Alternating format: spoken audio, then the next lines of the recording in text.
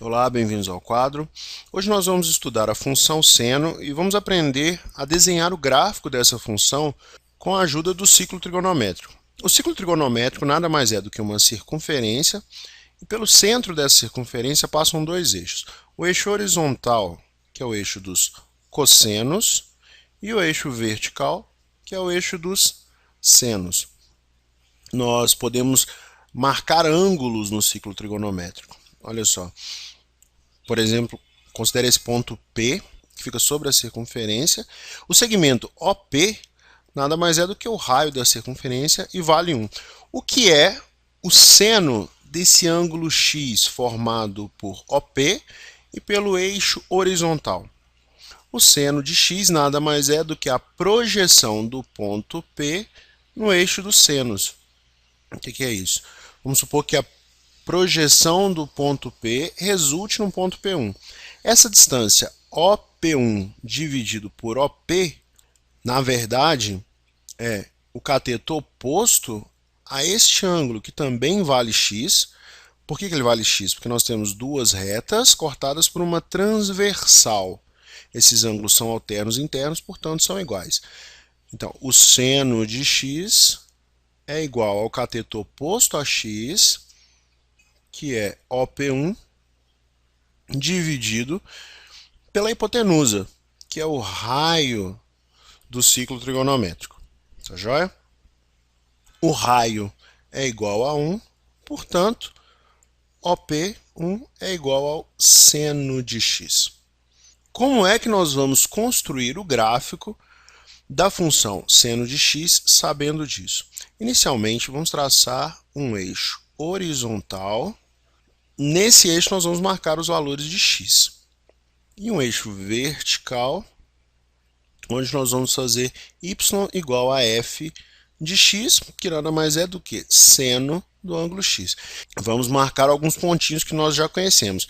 Primeiro, o ponto 0, que é onde os ângulos começam a ser contados. Pronto, está aqui o ponto 0. Depois nós temos π sobre 2, que é onde o ciclo trigonométrico cruza o eixo dos senos. Depois nós temos π, que é onde o ciclo trigonométrico cruza o eixo dos cossenos. Depois nós temos 3π sobre 2, que é onde o ciclo trigonométrico cruza o eixo dos senos, porém na parte negativa desse eixo. Depois voltando a zero, que é completar uma volta, ou seja, 2π. Vamos marcar, por exemplo, π sobre 6, que equivale a 30 graus. π sobre 6 equivale a 30 graus. Nós sabemos que o seno de π sobre 6 é igual a 1 meio. Nós já vimos isso na aula de razões trigonométricas. A projeção de π sobre 6, portanto, fica aqui, ó, na altura 1 meio. Está marcado o π sobre 6. Vou dividir o π sobre 2 em 3 pedacinhos. Essa altura é 1 meio. À medida que eu vou andando, eu chego, por exemplo, em π sobre 4. Seno de π sobre 4, nós já aprendemos que é igual a raiz de 2 sobre 2. Então, vamos marcar raiz de 2 sobre 2, que fica exatamente aqui no meio de π sobre 4. Raiz de 2 sobre 2. Continuando o nosso passeio pelo ciclo trigonométrico, nós chegamos aqui em π sobre 3, que equivale a 60 graus. O seno de π sobre 3, nós sabemos que vale raiz de 3 sobre 2.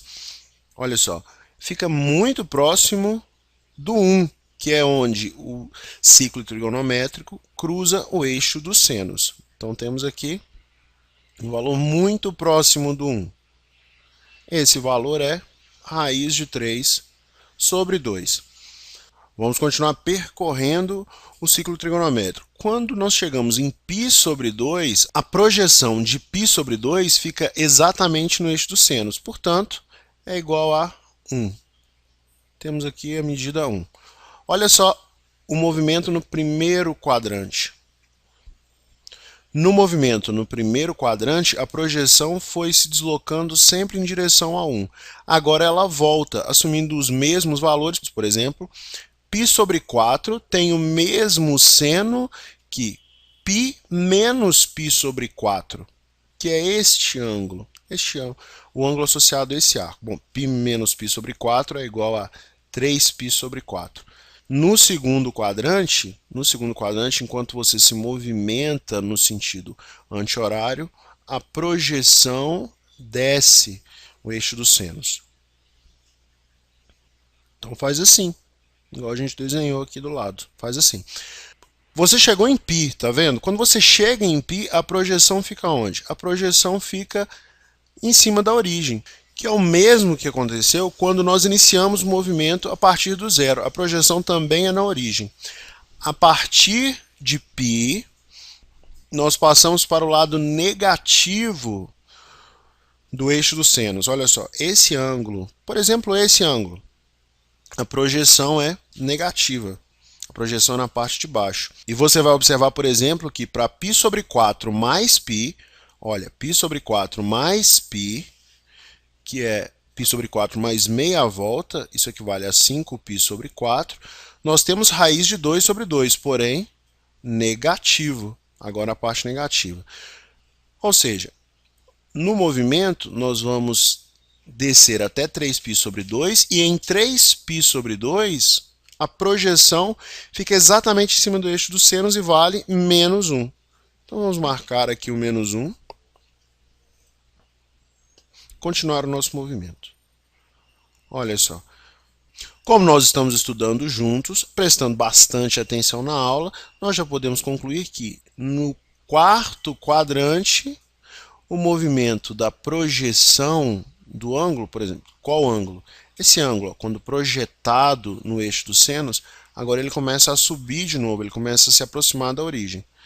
E nós temos esse como gráfico da função seno na primeira volta.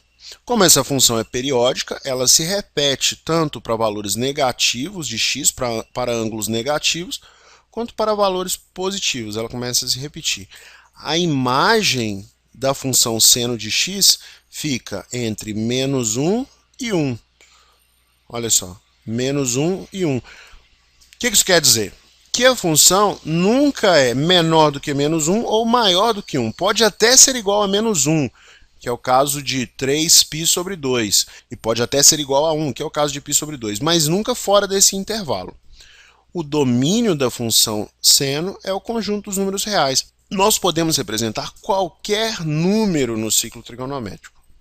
Tá joia? Espero que vocês tenham gostado da aula. Um grande abraço e até a próxima, pessoal.